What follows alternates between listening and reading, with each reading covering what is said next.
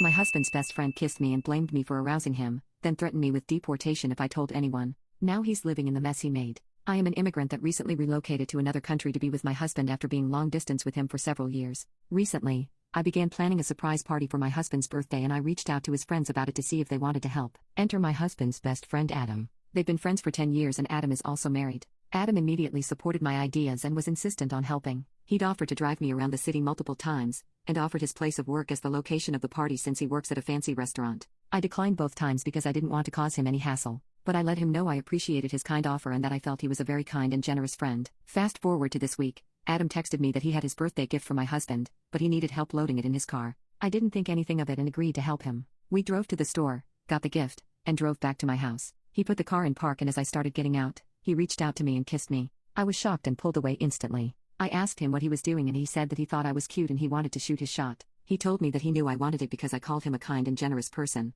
I was so overwhelmed I didn't stop him as he rambled about how he couldn't control himself when he saw me and how he thought I was so hot. That got me to speak. I asked about my husband and he said that he didn't need to know. Then he said I couldn't blame him, it was my fault he was aroused. I guess he could tell from my face that I was planning on telling my husband because he said, "Your husband is going to blame you and divorce you, and you'd have to go back to your home country." I got out of the car and just went inside and found my husband in our bed. I knew he would believe me so I gently told him and he was upset. He was really mad at Adam for kissing me, but especially mad at him for threatening me with deportation. We talked it through and after a few hours came to the conclusion that in order to protect my residency, we would file a police report for assault against Adam. As we talked, Adam sent me a text message that said, "Hey, I just wanted to check in on you to make sure you remembered what I said to you in my car. I really don't want you to go back to your home country. I've also been thinking of you. Call me when you get this. We have things we need to talk about." It had my husband seeing red and me feeling scared, so we went to the police station the next day. They agreed that Adam's text seemed like a veiled threat, so I filed a police report and they are investigating. Later that day, I told Adam's wife what happened and showed her the texts.